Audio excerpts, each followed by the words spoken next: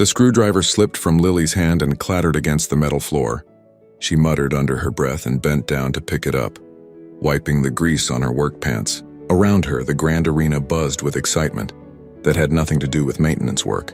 Thousands of beings from across the galaxy filled the massive circular structure, their voices creating a sound like rushing water. Lily didn't belong here. Not really.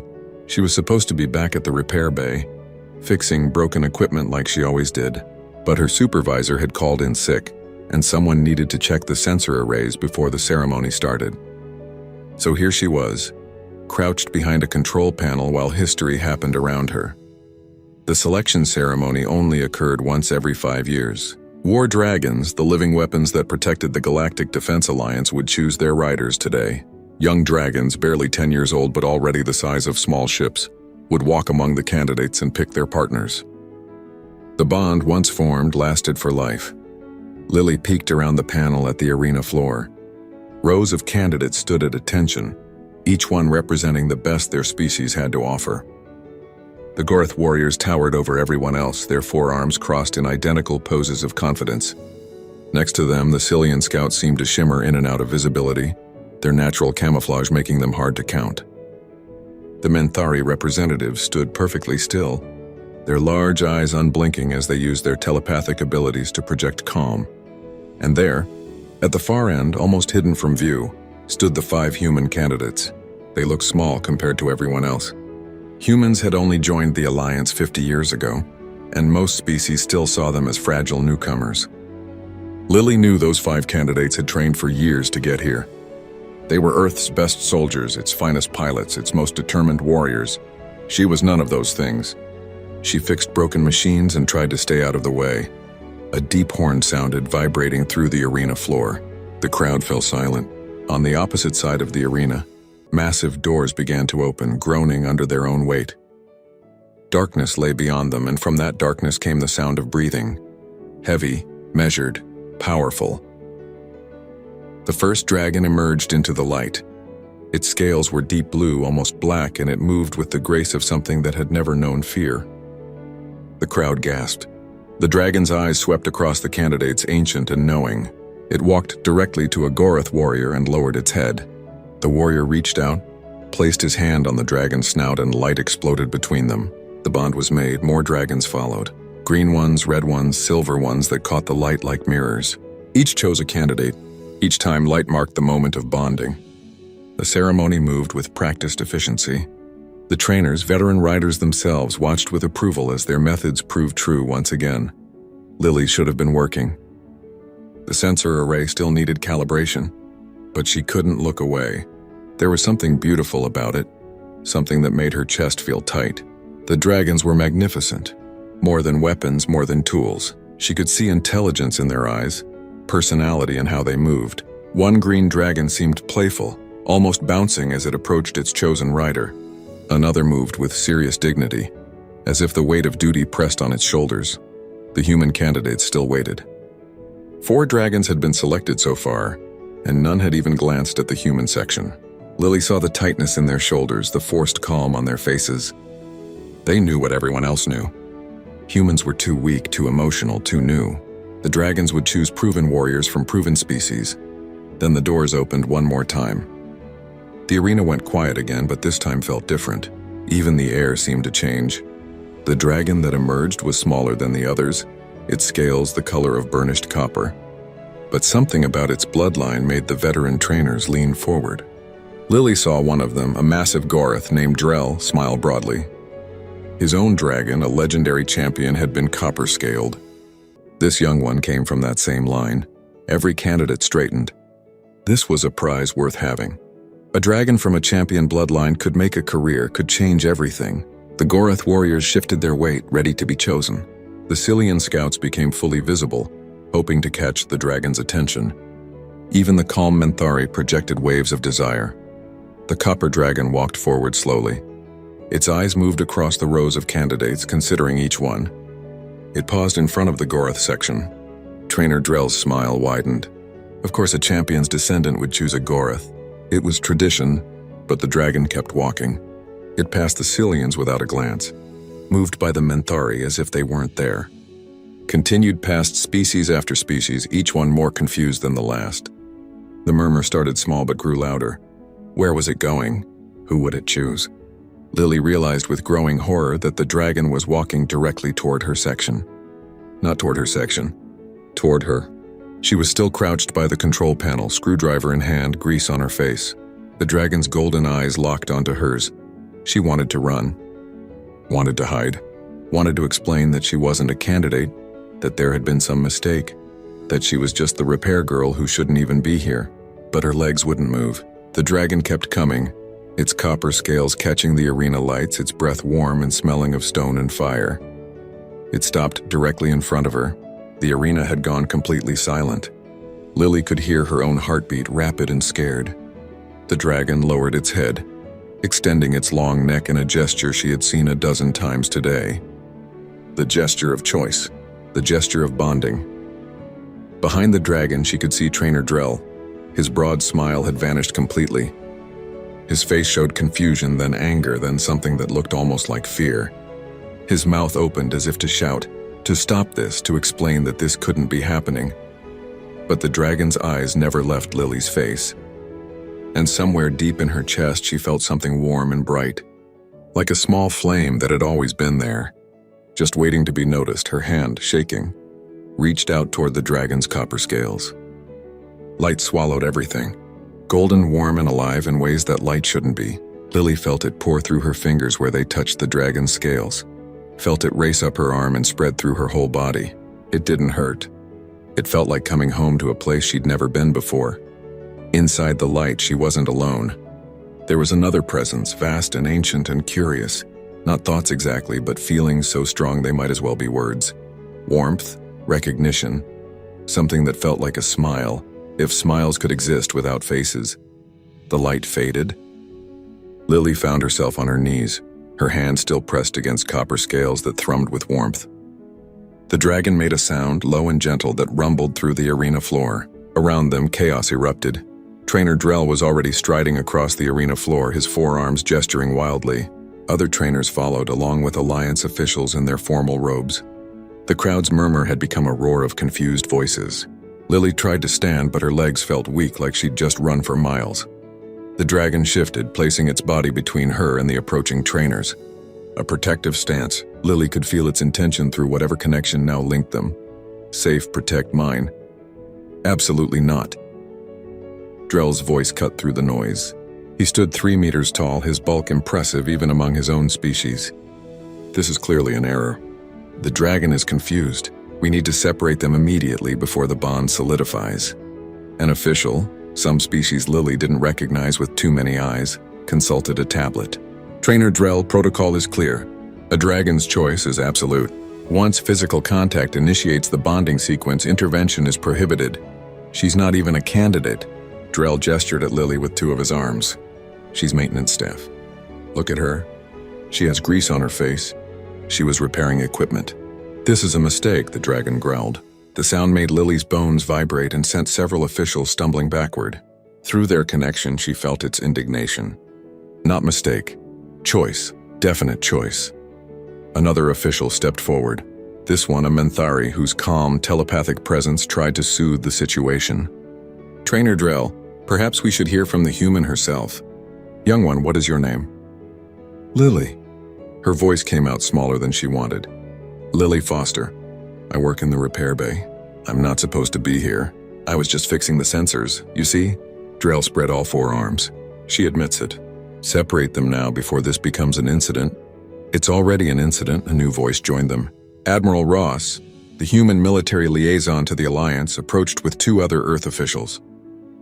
He looked at Lily with an expression she couldn't read. Miss Foster, do you understand what's happened? No, sir. Yes, sir. Lily took a breath. The dragon chose me. I don't know why. Through their bond, she felt a flicker of amusement from the dragon. Then something else came through, clearer than before. Not words, but meaning.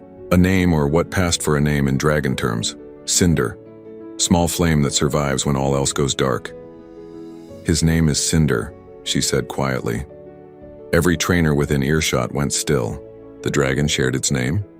The Menthari official leaned closer. That only happens when the bond is genuine and strong.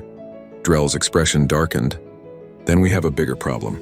Alliance regulations state that all bonded pairs must complete basic training within one standard cycle. If they fail any qualification test, the bond is declared void. He looked directly at Lily. Tell me, Miss Foster, how much combat training do you have? None. Flight experience? I've been on shuttles. Tactical education? I went to technical school. For repairs. Drell turned to the officials. She'll never pass even the basic tests.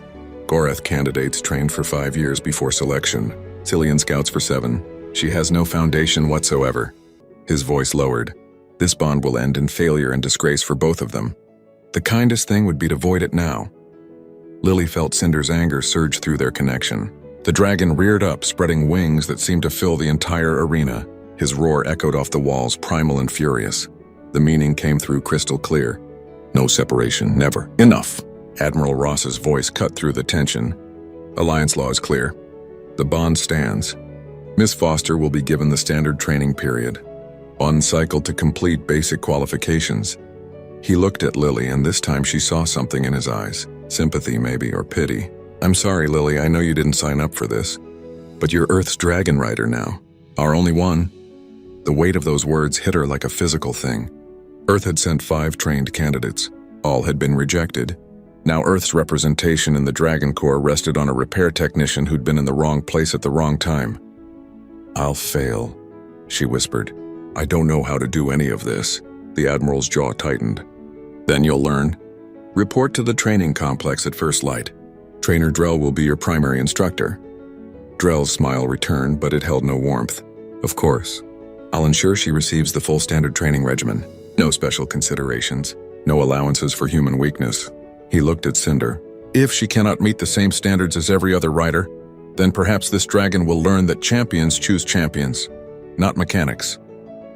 The meeting broke up. Officials scattered, already composing reports. The other candidates filed out, some casting curious glances at Lily, others looking relieved they hadn't been chosen by the confused dragon. The human candidates looked worst of all, their years of training invalidated by a girl with a screwdriver. Soon, only Lily and Cinder remained in the arena. She sat on the floor, her back against his warm side, trying to understand how her life had just shattered and reformed into something unrecognizable. Through their bond, she felt his steady presence. Calm now, certain. Why me? She asked aloud. I'm nobody. I'm not strong or fast or brave. I fix broken things. Cinder's head swung around, his golden eyes meeting hers. Through their connection came a feeling so strong it was almost words. Not nobody. Different, right? Needed different. Others all same. You different. Different how? But the dragon had no answer for that, or perhaps couldn't express it yet. Their bond was new, raw, barely formed. Communication was still more feeling than meaning. Lily pulled her knees to her chest. In 3 months, she would face tests designed for warriors from warrior species. She would be expected to perform aerial maneuvers at speeds that could kill her. She would compete against candidates who had trained their entire lives, and her instructor clearly wanted her to fail. I can't do this, she said to the empty arena. Cinder shifted, wrapping his tail around her in a gesture that felt like a hug. Through their bond came one last clear feeling before exhaustion dragged her towards sleep. Not alone. Together. Always together. In the trainer's observation room high above the arena floor, Drell stood with his arms crossed, watching the human and dragon below. Another trainer, a Cillian named Swift, materialized beside him. You smiled when the copper dragon entered. Swift said softly, You thought it would choose Goreth like its parent did. Of course it should have. Drell's voice was bitter. That bloodline has produced champions for 10 generations. Now it wastes itself on a human who'll wash out in weeks. Perhaps. Swift flickered slightly, a sign of uncertainty in his species. Or perhaps the dragon sees something we don't. Dragons don't see. They react to strength, to dominance, to proven capability. That girl has none of those things. Drell turned away from the window. She'll fail the first flight test. They always do when the match is wrong. Better it happens quickly than prolonging the inevitable. But as he left, he glanced back one more time at the sleeping girl and the watchful dragon. Something nagged at his certainty, some small detail he couldn't quite identify, the way the dragon had positioned himself. The protectiveness. the absolute conviction in his choice. Drell pushed the thought away. He'd been training dragon riders for 30 years. He knew what worked and what didn't. Humans were too soft, too weak, too emotional. The girl would fail, the dragon would be reassigned, and order would be restored. He was sure of it. Almost sure. Mostly sure. Below, in the empty arena, Cinder kept his vigil through the night, his copper scales gleaming in the dim emergency lights. And deep in sleep, Lily dreamed of flying. Lily hit the ground hard enough to knock the wind from her lungs. Pain shot through her shoulder and hip. Above her, Cinder circled with what she could only describe through their bond as worry mixed with frustration. This was the 4th time she'd fallen today, the 4th time in the first week. Around the training field, other dragon rider pairs executed their maneuvers with practiced ease. A Goroth rider stood atop his green dragon's back as it performed barrel rolls. A Cillian scout hung upside down from her dragon's claws during a high-speed dive. Even the newest pairs, bonded just days ago, performed the basic exercises without major incident. Lily struggled to her feet, trying not to limp. The safety harness had caught her before she fell too far, but the automated system's jerking stop hadn't been gentle. Her training suit was designed to protect her, but it couldn't prevent bruises. Again. Trainer Drell's voice boomed across the field. He stood with his arms crossed, his expression carved from stone. The exercise is simple, Foster. Mount, achieve stable flight, execute a standard turn, return to launch position. Every species in the Alliance masters this in their first session. Yes, sir. Lily walked back to where Cinder had landed. Through their bond, she felt his distress. He wanted to help but didn't know how. Neither did she. The problem was obvious. Other riders commanded their dragons through pure force of will. They dominated the bond, pushing their intentions through the connection until the dragon obeyed. Lily had watched them during breaks, had seen how their dragons moved in response to mental commands that felt like orders. She couldn't do it. When she tried to push her will through the bond, it felt wrong, like shouting at a friend. Cinder would respond, but slowly, confused by her unclear intentions. The hesitation threw off their timing. In aerial maneuvers where split-second coordination meant the difference between success and disaster, that hesitation was lethal. Lily climbed onto Cinder's back, settling into the natural depression between his shoulder blades. She wore no saddle, no restraints except the emergency harness. Real riders didn't need them. Real riders bonded so completely with their dragons that they moved as one body. She closed her eyes and tried again, pushed her intention through the bond. Up, fly up. Turn left, return to ground. Simple instructions. Clear commands. Cinder launched into the air, his powerful legs driving them upward. Wind screamed past Lily's face. Her stomach dropped as they climbed. She felt the moment approaching, the turn she needed to signal. Now. Turn now. She pushed the command through the bond. Cinder banked left, but a fraction too late. Lily's weight shifted wrong. She slid sideways, her fingers scrabbling for grip on his scales. The emergency harness activated, magnetic clamps engaging, but the sudden stop made her shoulder wrench painfully. Cinder leveled out, flying smoothly now, but the damage was done. The exercise was failed. Again they landed. Lily dismounted, her legs shaking. Pathetic. Drell walked over, his shadow falling across her. Every other rider can execute basic maneuvers on their first day. You've had a week. A week, and you cannot manage what hatchlings accomplish in hours. I'm trying. Trying is not sufficient. Your bond is weak. Your command's unclear. Your dragon hesitates because you hesitate. Drell's voice hardened. Perhaps the problem is not your training, but your fundamental incompatibility. Humans lack the mental strength for true bonding. Through her connection with Cinder, Lily felt his anger at those words, but she also felt his confusion. He wanted to work with her, but didn't understand what she wanted from him. That night, Lily sat alone in her assigned quarters, reviewing training footage on a tablet. She watched other riders studying their techniques. The Goroth riders used raw dominance, their mental presence overwhelming their dragons into obedience. The Cillian scouts used their natural telepathic abilities to create crystal-clear command structures. The Menthari established complex tactical networks that their dragons followed like programmed routes. All of them treated their dragons as extensions of themselves, tools to be wielded, weapons to be aimed. Lily thought about Cinder, currently resting in the dragon dormitory attached to her quarters. She could feel him through their bond even now, his presence like a warm glow at the edge of her awareness. She focused on that feeling, trying to understand it better. What came back wasn't obedience or readiness to serve. It was curiosity. Cinder was wondering what she was doing, what she was thinking. He was interested in her as a person, not just as his rider. The realization hit her like electricity. None of the other dragons seemed curious about their riders. They responded to commands efficiently, professionally, but there was no sense of individual interest. They had been trained, shaped, molded into perfect weapons, and their riders had been trained to see them as nothing more. Lily set down the tablet. She walked to the door connecting her quarters to Cinder's space. He was still awake, his golden eyes reflecting the dim lighting. She sat down in front of him, cross-legged on the floor. "I don't think I'm supposed to command you," she said aloud. "Everyone else does it that way, but it feels wrong. It feels like I'm pushing you around instead of working with you." Cinder tilted his head, listening. Through their bond came a feeling of attention, of being heard. "What if I'm doing this backward?" Lily continued. "What if instead of me telling you what to do, we figured it out together?" She felt his interest spike. She pressed on. "When we fly tomorrow, I won't give you commands. I'll just share what I'm feeling, what I'm seeing, and you share with me. We'll try to understand each other instead of one of us being in charge." Through the bond came something that felt like agreement, mixed with relief, as if Cinder had been waiting for her to understand this. They sat together in comfortable silence. Lily found herself noticing things she'd missed before.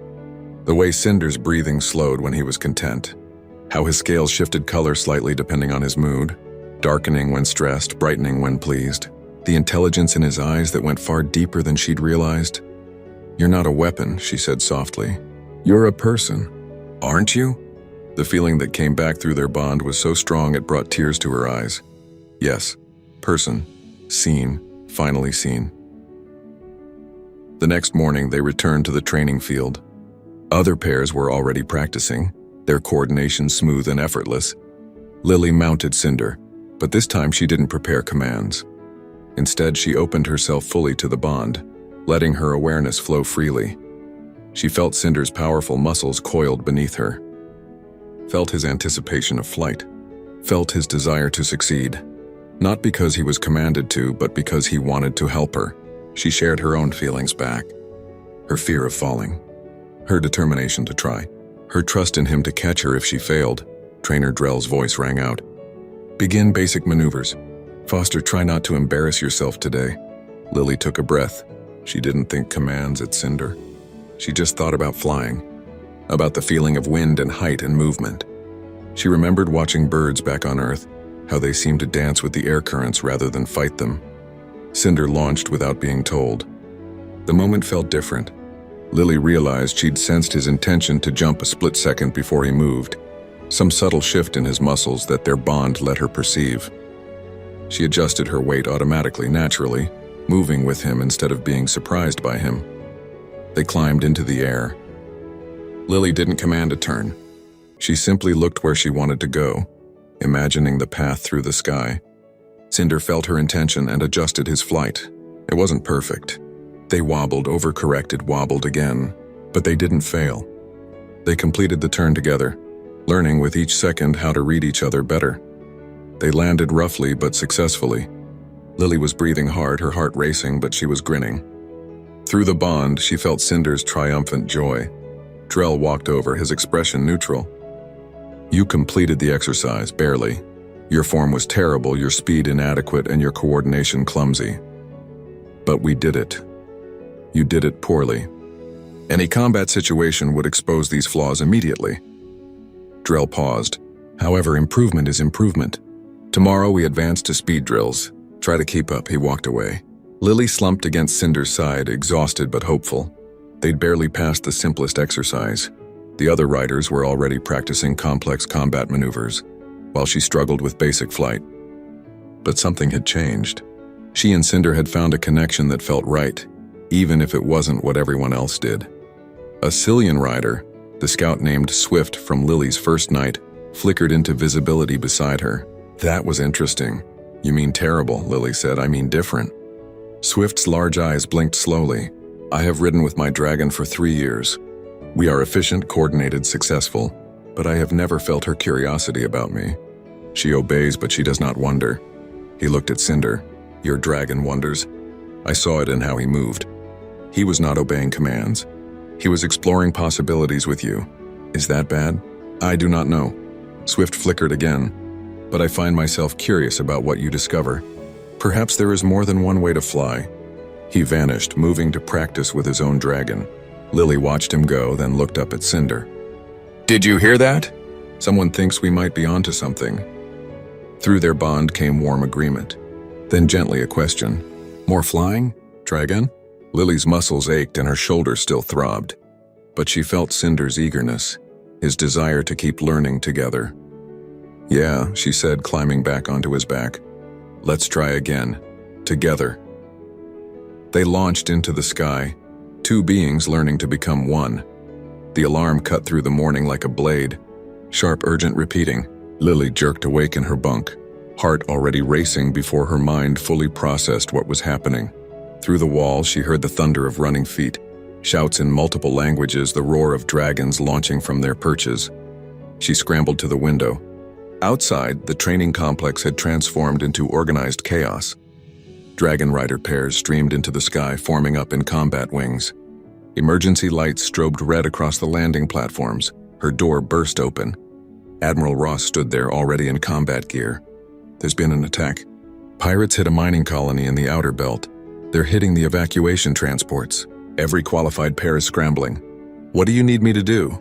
Lily asked, already reaching for her training suit. Nothing. You stay here. You're not combat rated. He turned to leave, then paused. I'm sorry, Lily, I know you want to help. But you'd only be in the way. The door closed. Through her bond with Cinder, she felt his immediate reaction. Not in the way, can help, should help. Lily stood frozen in her quarters, listening to the sounds of battle preparation. 3 months of training, and she still couldn't pass the advanced maneuvers test. She'd improved, gotten better at basic flight, but she was nowhere near combat ready. Everyone knew it. Drell reminded her of it daily. People were dying while she stood here useless. Through the bond, Cinder's feelings intensified. Wrong, must go. Can't stay. They ordered us to stay, she said aloud. Not about orders, about right. People need help. Lily felt the truth in his words and his feelings. This wasn't about disobeying commands. This was about whether she could live with herself if she stayed safe while others were in danger. She pulled on her suit, strapped on the emergency harness, grabbed the standard issue helmet. Her hands shook. She'd never been in combat. Never been in anything remotely like combat. But Cinder was already moving to the launch platform, and she found herself following. The launch controller, a young Minthari, tried to stop her. Ryder Foster, you're not on the deployment roster. I know. I'm going anyway. You'll be court-martialed. Probably. Lily climbed onto Cinder's back. They'd practiced this mount 1,000 times. It felt natural now, her body knowing exactly where to settle. But I can live with that better than hiding while people die. She felt Cinder's approval surge through their bond. Then they were launching, his powerful legs driving them into the sky, wings catching air and pulling them higher. The complex fell away below them. Ahead, she could see the combat wings, already distant specks heading toward the outer belt. They flew hard. Cinder's muscles worked like pistons beneath her, his wings beating with steady determination. Through their bond, Lily felt his strength, his endurance, his absolute certainty that they were doing the right thing. She shared her own feelings with him, her fear, her determination, her hope that somehow, despite everything, they could make a difference. The scene at the mining colony shocked her into focus. 3 civilian transports hung in space, their hulls scarred by weapons fire. Around them swarmed a dozen pirate vessels, smaller and faster than military ships but heavily armed. They were using stolen Alliance weapons, the kind that could punch through transport armor in seconds. The Alliance dragon riders engaged them in a furious ballet of combat. Dragons were built for space warfare, their bodies generating fields that protected them from vacuum and radiation. Riders wore suits but relied on their dragon's protection. It was one of the reasons dragon rider pairs were so deadly. They combined biological power with strategic intelligence, but the pirates had numbers and desperation. As Lily and Cinder approached, she saw one transport take a direct hit to its engines. It began to list, losing stability. Inside would be hundreds of civilians, miners, and their families, people who'd never chosen to be part of any battle. Through their bond, Cinder felt her focus snap to the damaged transport. He adjusted course without being told, diving toward it. Lily opened herself fully to their connection, sharing what she saw. The trajectory of the transport's drift, the position of the pirate ships, the pattern of weapons fire. This was nothing like training exercises. In training, they'd practiced specific maneuvers in controlled conditions. This was chaos. Everything moved at once. Threats came from every direction. There was no time to think through commands or coordinate carefully. Instead, Lily just felt. She felt the danger and shared it with Cinder. She felt possible solutions and let him feel them too. He responded not by obeying, but by adding his own understanding. His combat instincts that came from generations of dragon warriors. Together, they created something neither could have done alone. A pirate ship swung toward the damaged transport, weapons charging for a killing shot. Lily saw it, felt the threat, and Cinder was already moving. He didn't wait for commands. He felt her urgency and matched it with his own. They accelerated, diving at an angle no training manual would recommend, and slammed into the pirate ship's flank. The impact rang through Cinder's body and into Lily's bones. The pirate ship spun away, its targeting disrupted. "Foster, what are you doing here?" Drell's voice crackled over the emergency channel. She could see him in the distance, mounted on his massive dark dragon, directing the combat wings. "Helping, sir." "You're not authorized for combat. Return to base immediately." Another pirate ship broke from the main engagement, heading for the transport. Through her bond with Cinder, Lily felt his tactical assessment. "Fast ship, armed with puncture missiles. 15 seconds to firing position. Can't, sir. Bit busy." She closed the channel. She and Cinder moved as one mind. They swept around the transport, placing themselves between it and the attacking pirate. The pirate fired. Missiles streaked toward them, each one capable of crippling a dragon. In training, Lily had learned 17 different evasion patterns. None of them felt right for this moment. Instead, she shared her raw perception with Cinder. "Danger from those points. Need to be anywhere else." Cinder's response was instant. He twisted in space, his body flowing like water, moving through gaps between the missiles that Lily could barely see but somehow felt were there. 2 missiles passed so close she could have touched them. Neither found their target. They closed on the pirate ship. Cinder raked it with his claws, the alloy talons designed to tear through ship armor. The pirate vessel shuddered, atmosphere venting from the gashes. It broke off, retreating to a safer distance. All around them, the battle raged. Lily's tactical training was minimal, but she found herself reading the flow of combat in ways that made sense. She saw where the pirates were coordinating, where they were vulnerable, where Alliance riders were being overwhelmed. Each time she saw something, she shared it with Cinder, and he responded by moving them to where they were needed most. They weren't the strongest pair, weren't the fastest, but they were everywhere, filling gaps, supporting other riders, disrupting pirate formations. Other riders gave commands and their dragons obeyed. Lily and Cinder flowed together, each anticipating the other, each adding their strengths to create something greater than the sum of their parts. A transport began to drift dangerously close to the colony's refinery structure. Collision would destroy both and likely kill everyone on the transport. Lily saw it happening and Cinder was already diving. They positioned themselves against the transport's hull and Cinder began to push. His legs dug into the metal, his wings beat against vacuum, his whole body straining. Through their bond, Lily felt his effort and added her own will to his. "Push, we can do this." Together. The transport's drift slowed, stopped, began to correct. Other dragons joined them, adding their strength. Together, they guided the massive vessel away from collision. The pirates broke off. Their numbers had dwindled and Alliance reinforcements were arriving. They fled into deeper space, leaving the transports battered but intact.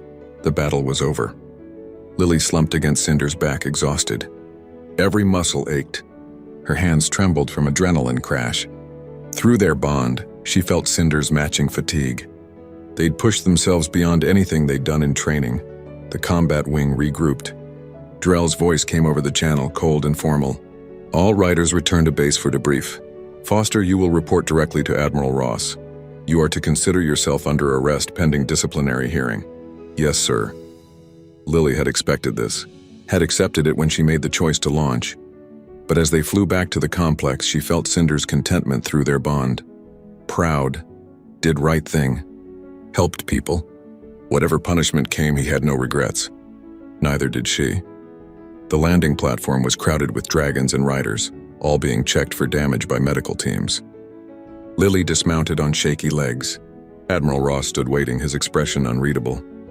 "That was the stupidest, most reckless stunt I've ever seen," he said quietly. "Yes, sir." "You directly disobeyed orders, endangered yourself, engaged in combat without authorization." He paused. "You also saved that transport. The pilots estimate another 30 seconds and they would have lost hull integrity. 347 civilians would have died." Lily said nothing. What could she say? There will be a hearing. The Alliance takes unauthorized combat deployment seriously. Ross looked past her at Cinder. "But before that, Trainer Drell has requested to speak with you. He's waiting in the briefing room." The walk to the briefing room felt like walking to her execution. Lily expected rage. Expected to be told she'd failed, that she'd proved humans were too reckless for dragon riding, that she'd be stripped of her bond and sent home in disgrace. Drell stood alone in the briefing room, his forearms crossed, his expression carved from granite. Swift stood beside him, the Cillian scout materializing as Lily entered. "Sit," Drell commanded. Lily sat. She kept her back straight, meeting his eyes. If this was the end, she'd face it with what dignity she had left. Drell was silent for a long moment. Then slowly, he said, "I watched your combat performance. I reviewed the tactical logs. I interviewed riders you supported. Sir, I know I wasn't authorized." "Be quiet." He leaned forward. "You and that dragon performed maneuvers that should have been impossible. Your coordination was at 94% efficiency. Do you understand what that means?" Lily shook her head. "The average efficiency for trained rider pairs is 65%. Elite pairs reach 75%. The absolute best pairs, veterans with decades of experience, sometimes hit 85% in perfect conditions." Drell's voice was strange, something she couldn't identify in it. "You have 3 months of training and you hit 94% in active combat."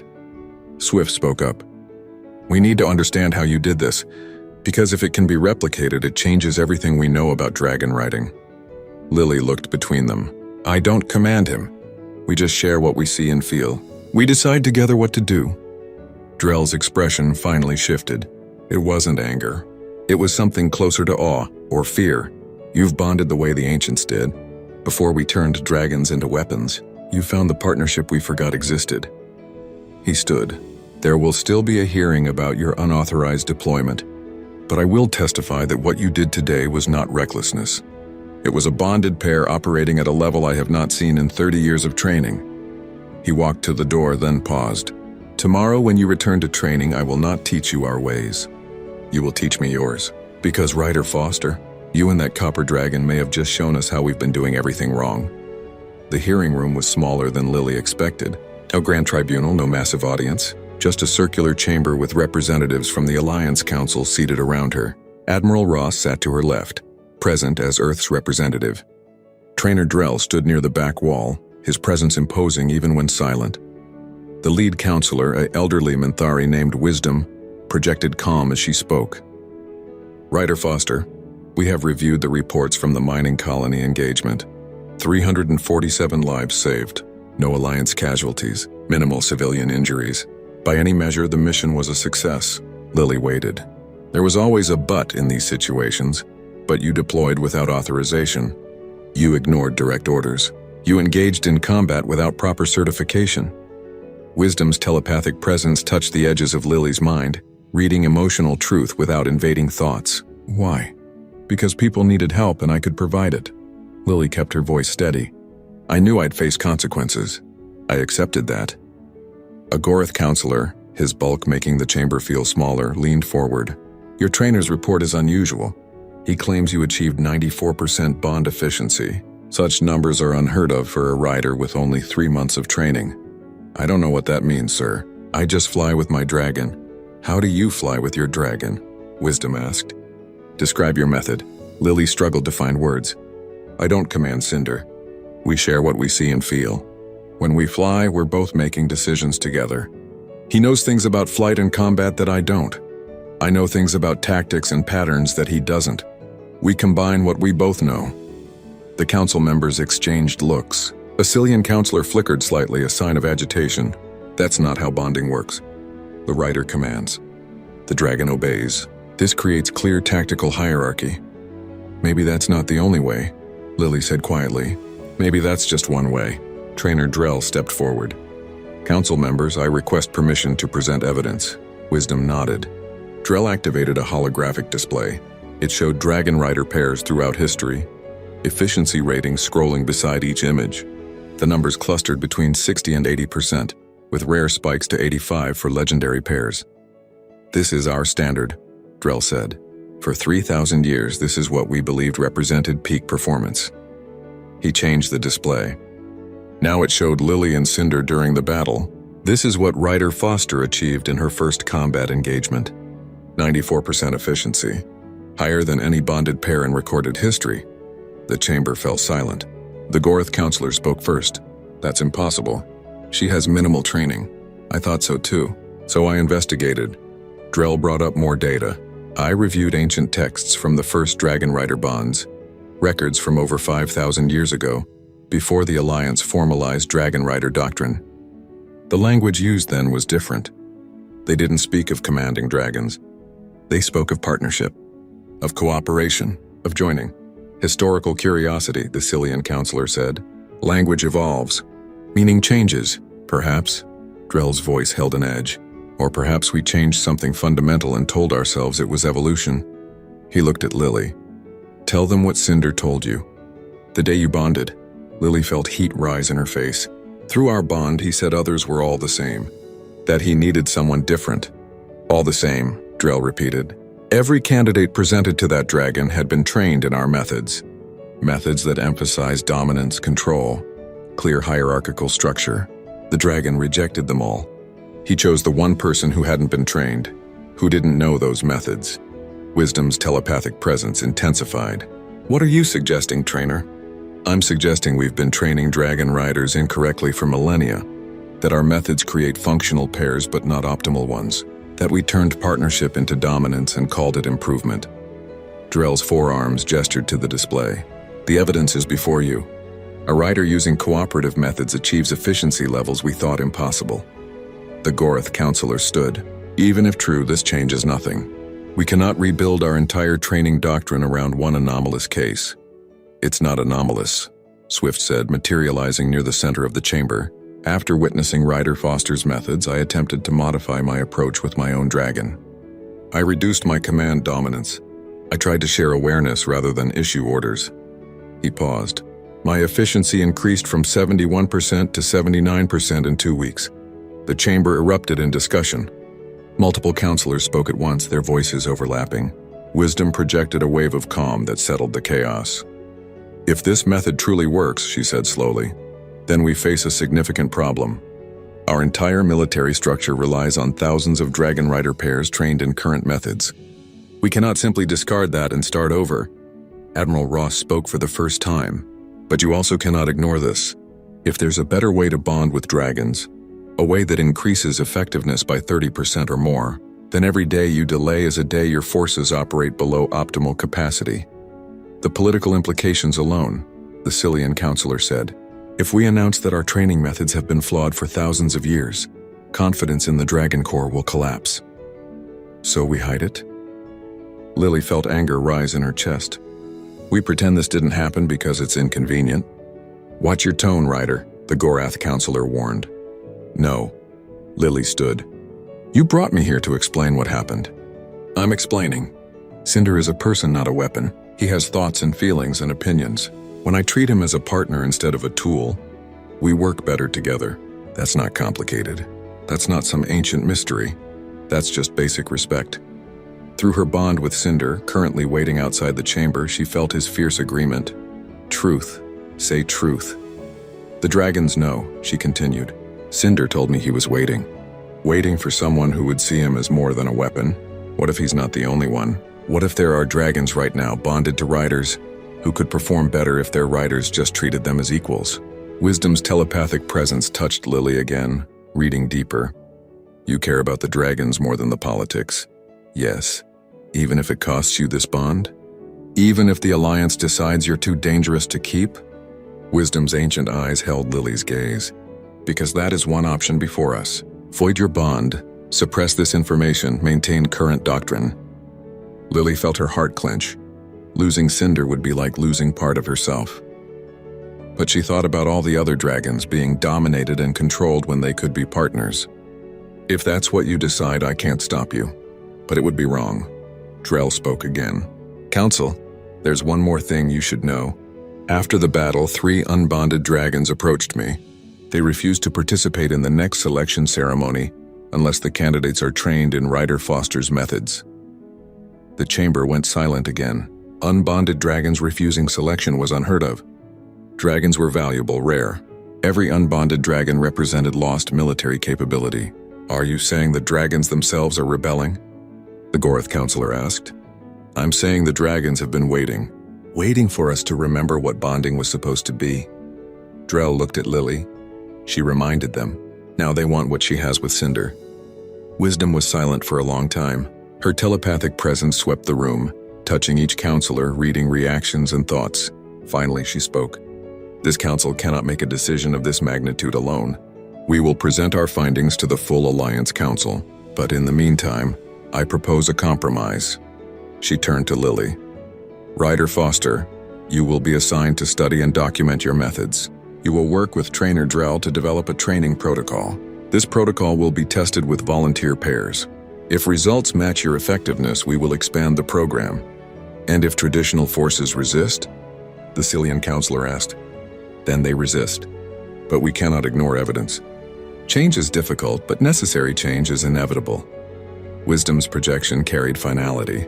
Ryder Foster, you are cleared of all charges related to unauthorized deployment. Your actions saved lives. However, you are now assigned a new duty. You will become our first instructor in what we will call cooperative bonding. I'm not qualified to teach, Lily protested. I barely know what I'm doing. You know more than any of us, Drell said. I have trained riders for 30 years. I thought I knew everything. You showed me I knew nothing important. The council dismissed them. Outside the chamber, Cinder waited, his copper scales bright in the corridor lights. Lily ran to him, pressing her face against his warm neck. Through their bond, she felt his pride and love. They want me to teach others, she told him. They want to change how dragon riding works. Good. Change needed. Too long, wrong way. Admiral Ross approached. You know what this means? You're not just Earth's only dragon rider anymore. You're the face of a revolution. There will be resistance. Traditional riders won't want to change. Politicians will fight to maintain power structures. This won't be easy. Nothing's been easy since Cinder chose me, Lily said. But it's been right. Swift materialized beside them. I would like to be your first student. My dragon and I have bonded for years, but I realize now we barely know each other. I would like to truly meet her. More riders approached. Young ones mostly, but some veterans too. Each one asking to learn. Each one willing to question what they'd been taught. Drell watched from a distance. When the crowd finally dispersed, he approached Lily. I was wrong about you. About humans. About everything. You were teaching what you were taught, Lily said. You didn't know there was another way. I smiled when that copper dragon entered the selection, Drell said quietly.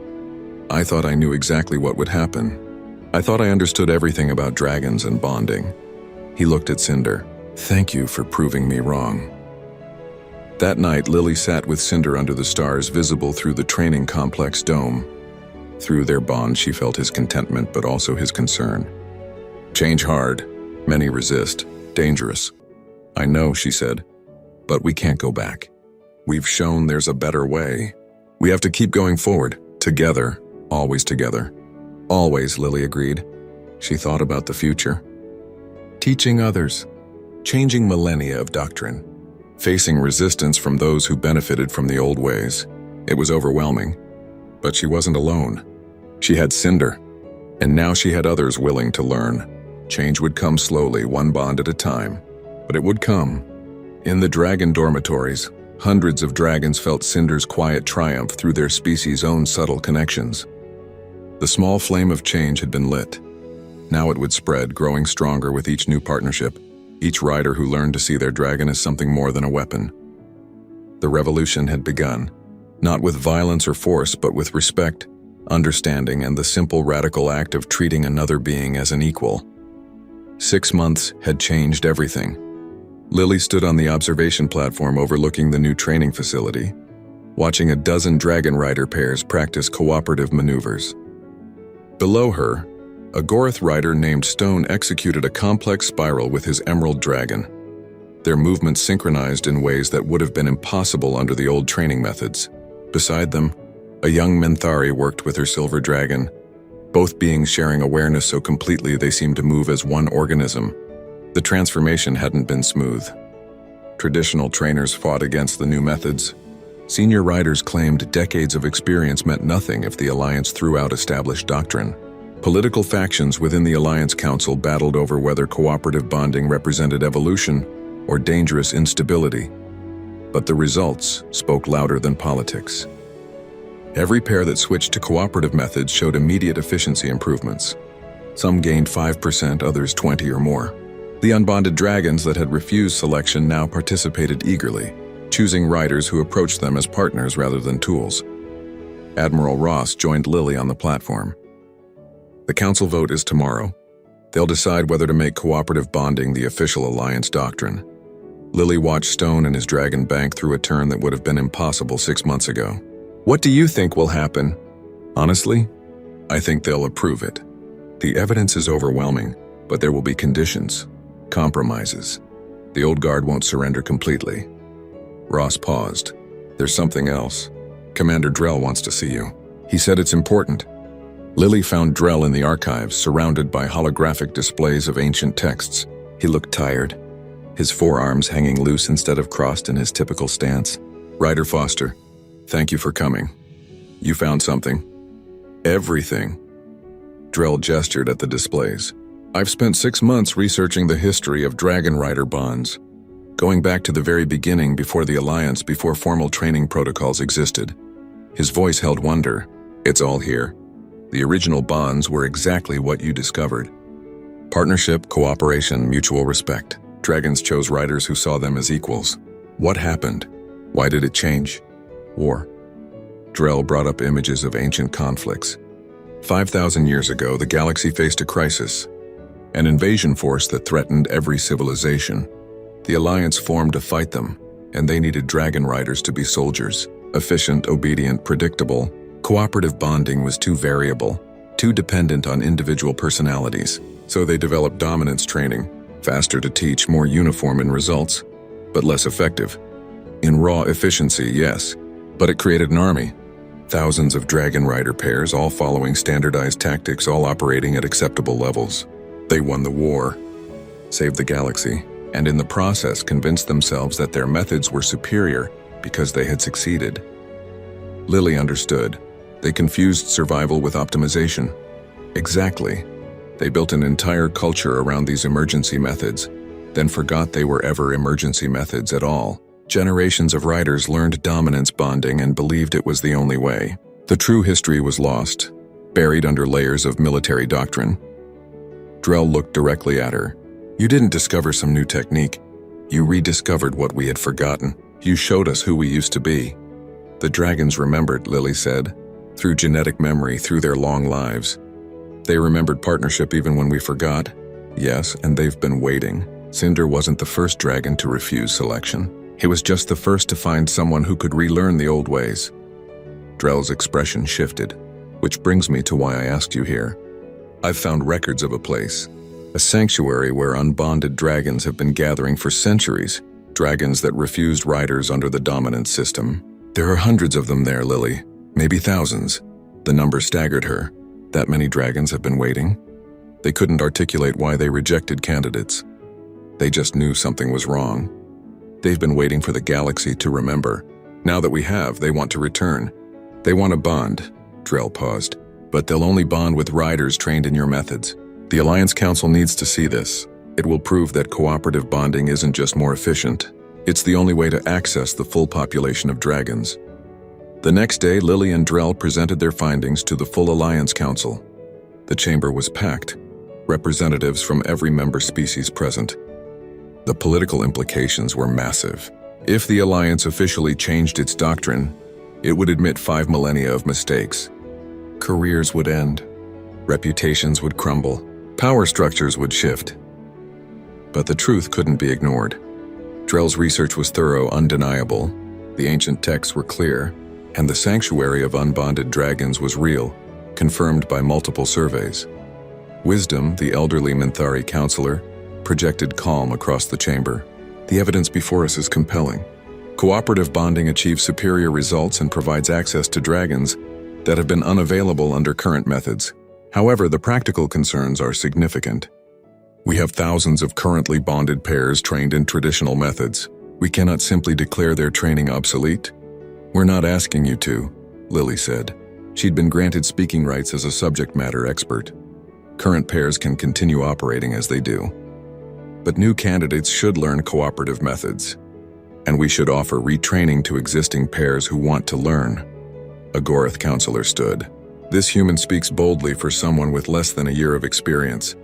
Why should the Alliance overturn millennia of tradition based on one successful case? Because it's not one case anymore, Swift said, materializing in the chamber. Over 200 pairs have adopted cooperative methods. Every single one shows improved performance. The average efficiency increase is 18%. Some pairs have improved by over 30%. My own efficiency increased by 23%, Drell added, and I have ridden with my dragon for 35 years. We thought we knew each other perfectly. We were wrong. Cooperative bonding showed us we had barely begun to understand each other. Admiral Ross stood. Earth supports full adoption of cooperative bonding as Alliance standard doctrine. But we recognize this requires transition time. We propose a 5-year implementation plan. New riders learn cooperative methods immediately. Existing riders are offered but not required to retrain. Dragons at the sanctuary are invited to participate in selection using the new system. The debate lasted hours. Traditional factions argued for maintaining proven methods. Progressive voices pushed for immediate change. Compromise proposals emerged, were debated, refined, debated again. Finally, wisdom called for silence. Her telepathic presence swept the chamber, reading the collective will. The council will vote. All in favor of adopting cooperative bonding as official Alliance doctrine, with a phased implementation over 5 years. Lights appeared above each counselor's seat. Green for yes, red for no. Lily held her breath. The lights flickered, dancing between colors as counselors made their choices. When the final tally appeared, the chamber erupted. The vote passed, 73 to 42. Cooperative bonding was now official Alliance doctrine, but the celebration was short-lived. The chamber doors burst open. A squadron of traditional riders entered, led by a massive Gorath veteran named Warbringer. His dark dragon loomed behind him, radiating hostility. This council has no right, Warbringer's voice boomed. You spit on millennia of tradition.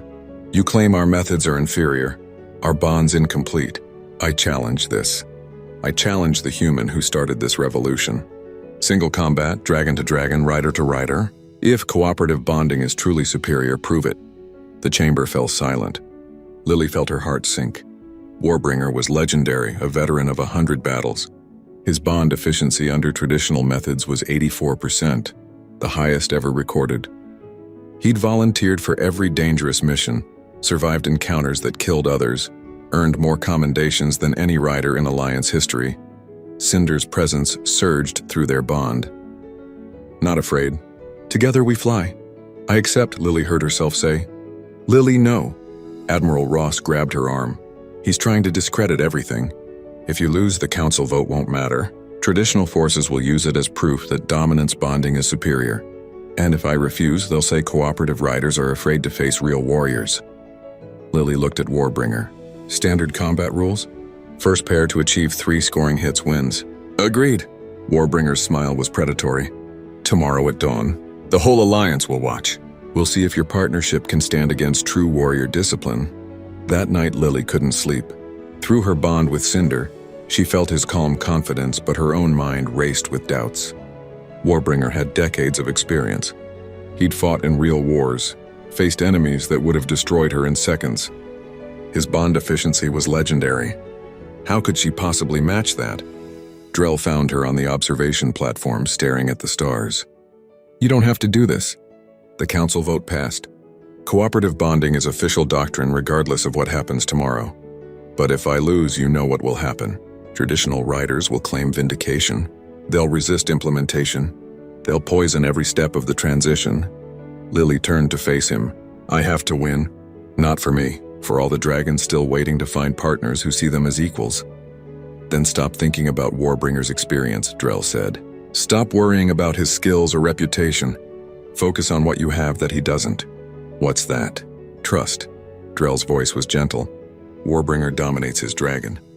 He's stronger-willed than any rider I've known. His dragon obeys perfectly because resistance is impossible. But that means his dragon never contributes anything Warbringer doesn't already know. You and Cinder are different. You trust each other to see things the other can't. That's your advantage. Dawn arrived too quickly. The combat arena, normally used for training, had been transformed. Thousands filled the observation decks. Cameras broadcast the event across the entire alliance.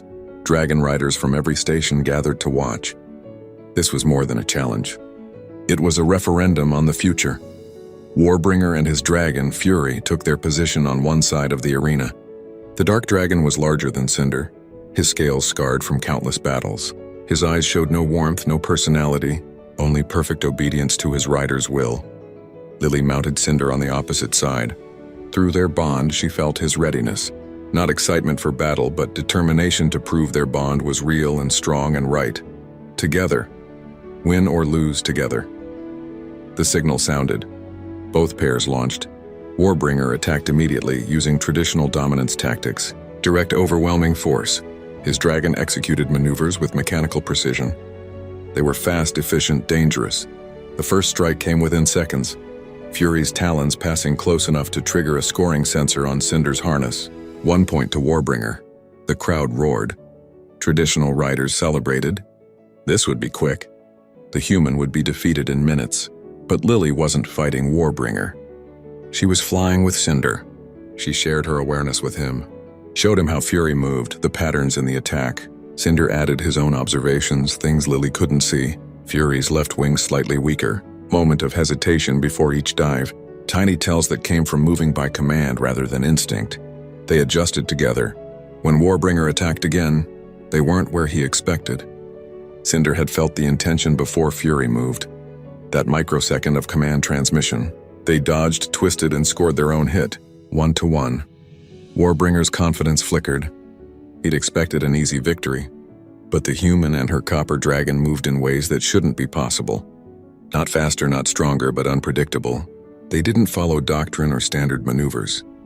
They flowed like water, adapting to each moment. The battle intensified. Warbringer used every technique in the Alliance manual. Classic pincer movements, elevation attacks, feints, and counters refined over thousands of years. Some worked. He scored a second hit, taking the lead again. But Lily and Cinder learned from every exchange. They shared every observation, every insight, every instinct. When Warbringer used a tactic, they understood its purpose and limitation. When Fury moved, they felt the command that initiated the movement and used that split-second delay to their advantage. They scored again. 2-2. The crowd was silent now. This wasn't supposed to be close.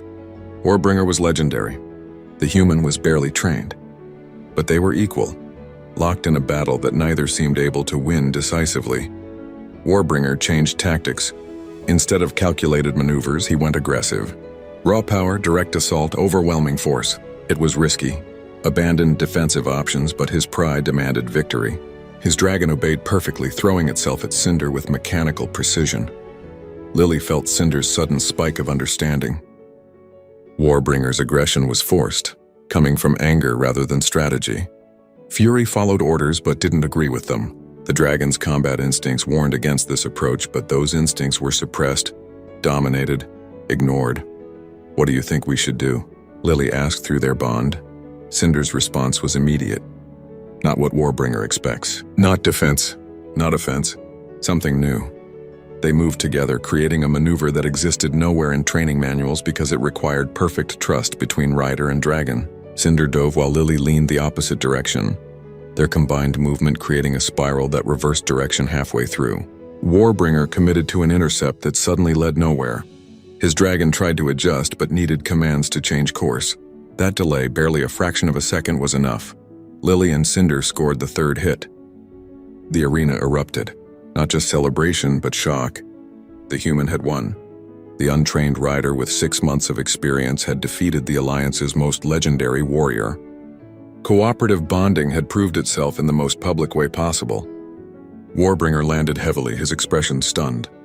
Lily brought Cinder down across from him. They faced each other in silence. Finally, Warbringer spoke. "How? I have 40 years of experience. I've fought in 3 wars. I've never lost a challenge match."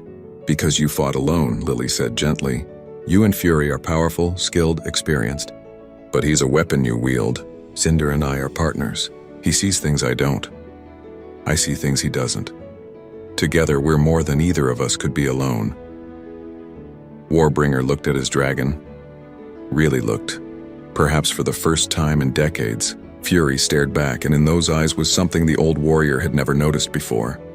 Sadness, loneliness, a desire for something more than perfect obedience.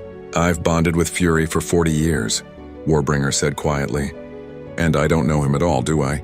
"It's not too late to learn," Lily said. "If you want to truly meet your dragon, I'll teach you. We'll teach you." The old warrior was silent for a long time. Then slowly he bowed his head. "I would be honored to learn from you, Ryder Foster. Perhaps my dragon and I can finally become what we were always meant to be." In the months that followed, the transformation spread across the Alliance. Warbringer's conversion became symbolic. If the most traditional warrior could embrace cooperative bonding, anyone could. Training facilities restructured. The sanctuary dragons began returning, finding partners who saw them as equals. Efficiency ratings across the Dragon Corps climbed steadily upward. Lily continued teaching, working with riders from every species. Some learned quickly.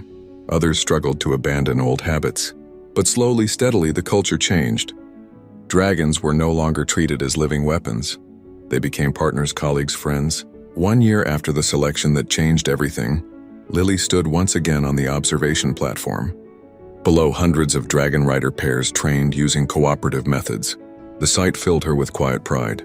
Cinder's presence touched her mind. Happy, good changes, better world. "Because of you," Lily said aloud. "You chose me when you could have chosen a warrior. You trusted me when I didn't trust myself. You knew there was a better way. Not me, us.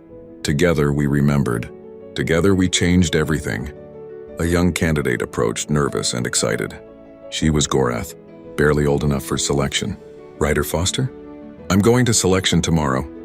I'm scared. What if no dragon chooses me?" Lily smiled, remembering her own fear a year ago. "Don't try to impress them. Don't try to dominate them. Just be yourself, be open. See them as people, not weapons. The right dragon will feel that and choose you. What if I'm not strong enough? Strength isn't what makes a good partner. Understanding does. Trust does. Respect does." Lily placed a hand on the young candidate's shoulder. "The dragons have been waiting for people who can see them truly. Be that person and you'll find your partner." The candidate left, reassured. Lily watched her go, then turned back to the training field. The changes they'd started would continue long after she was gone. The dragons would never again be treated as mere weapons. Riders would never again dominate their partners into submission. The galaxy had remembered what it forgot, and in remembering became better. Through her bond with Cinder, she felt his love and contentment. They had changed the world together, one bond at a time. And every day, somewhere in the galaxy, a dragon chose a rider who saw them as an equal, and the revolution of trust continued. Lily looked up at the stars visible through the dome. A year ago, she'd been a repair technician who'd never dreamed of being a rider. Now she'd helped transform how an entire galaxy understood partnership and respect. Not through strength or force or dominance, through trust, through understanding, through the simple revolutionary act of seeing another being as an equal and choosing to walk beside them rather than commanding them to follow. That was humanity's gift to the galaxy, not physical strength, not advanced technology, but the capacity to recognize personhood in others and honor it, to build bridges instead of hierarchies, to partner instead of dominate. Cinder shifted beside her, his copper scales catching the light. Through their bond came a wordless question. "What next?" Lily smiled. The sanctuary dragons were returning. New riders were learning. The Alliance had changed. But there was always more work to do. More pairs to train. more understanding to build, more dragons waiting to find partners who would see them truly. "Next," she said aloud, reaching out to rest her hand on his warm scales. "Next, we keep flying. We keep teaching. We keep showing everyone that there's always a better way if you're willing to look for it together." Together, Cinder agreed, and the feeling that came through their bond was pure contentment. Always together. Far across the galaxy in the ancient sanctuary, an old dragon lifted his head. He had waited 300 years, refusing every rider who approached with dominance in their heart. But now, through the mysterious connections that linked all dragons, he felt the change spreading through the stars. He felt young dragons finding true partners. He felt ancient bonds healing, becoming what they should have been all along. The old dragon spread his wings for the first time in decades. Perhaps it was not too late. Perhaps somewhere out there a rider waited who would see him not as a weapon or a tool, but as a person. A friend, a partner. He launched into the sanctuary sky, heading toward Alliance space. Heading toward hope, and across 1,000 worlds dragons and riders flew together, not as masters and servants, but as equals. The revolution was complete.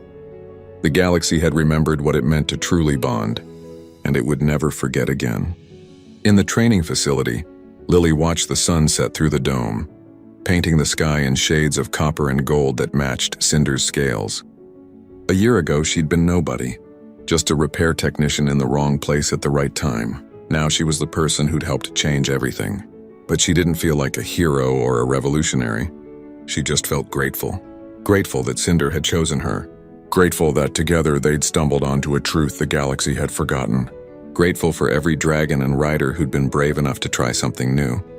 "Thank you," she whispered to Cinder, "for choosing me, for trusting me, for showing me what partnership really means." Through their bond came warmth and love and absolute certainty. Right choice. Perfect choice. Only choice. They stood together as darkness fell and stars emerged overhead.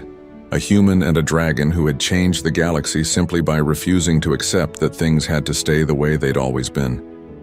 Who had proven that the weakest species could teach the strongest empires, that emotional vulnerability was strength, not weakness. That partnership would always triumph over dominance. The revolution of trust had begun with a smile fading on a trainer's face when a dragon made an impossible choice. It had grown through struggle and doubt and determination, and now it spread across the stars, carried by every bonded pair who chose understanding over command, cooperation over control, love over dominance. The galaxy would never be the same. And somewhere in the vast darkness of space, new dragons and new riders were meeting for the first time, seeing each other truly, and choosing to fly together into an uncertain but hopeful future. Together. Always together. That was the way it was meant to be.